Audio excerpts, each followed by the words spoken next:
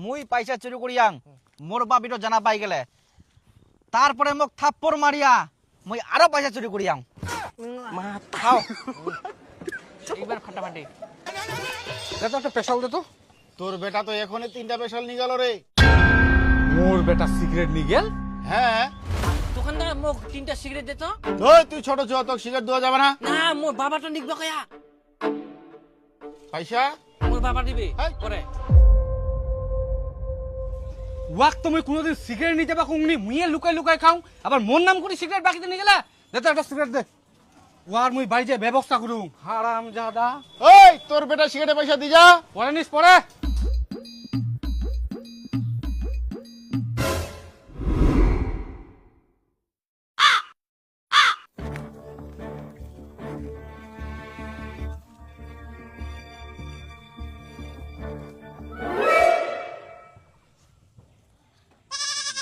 আরে বাপ এ খুইনি স্পেশাল খাই উল্টিছে। যা বাঁচো উঠ। কারণ দাদা তুই এত বদমাস বুঝলিস, তোর শাস্তি না দিলে হবে না আজকা। বুঝা পাবুরে বেটা তোর শয়তানি করা মুই বার করে দিই। মেয়ে বয়সে তুই খুইনি বিড়ি খাইবে রাইস। আজকা থেকে তোর বন্ধু বান্ধবের সঙ্গে ঘোরা বন্ধ। থাকতো ঘরের ভিতর বন্দি।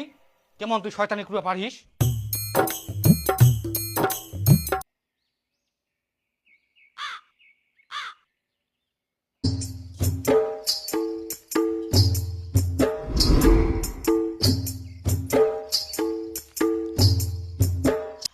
সিগারেট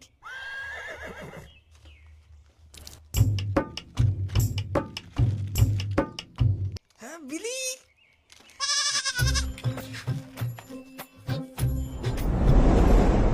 ছুয়াটার খাওয়া দাওয়া কিছু নাই, ওই যে ঘরের ভিতর বন্ধ করে থুইয়া আমার পেছনের মুখ ভালোই লাগেনি।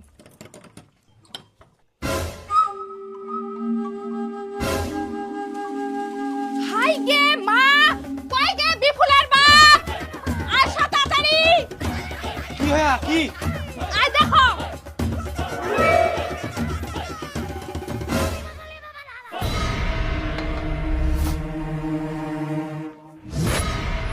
সব বিড়ি সিগারেট খাই শেষ করে দিয়া ইয়ার মুই আজকা। মুখ ফের কেনে মারিলু তুই? তো কতবার বারণ করি আনং যে এলা জিনিস খাইস না খাইস না, ছুয়াটা দেখে শিখি যাবে।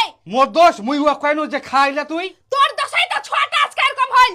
তোক ভালো করে কই দিম এলা খাওয়া ছাড়ি দে ছুয়াটার ভালোর জন্য। নিজে বাড়ি শাসন করতে পারিনি এখন মুখ দোষে। এই ওই ওই শাসন কর যা।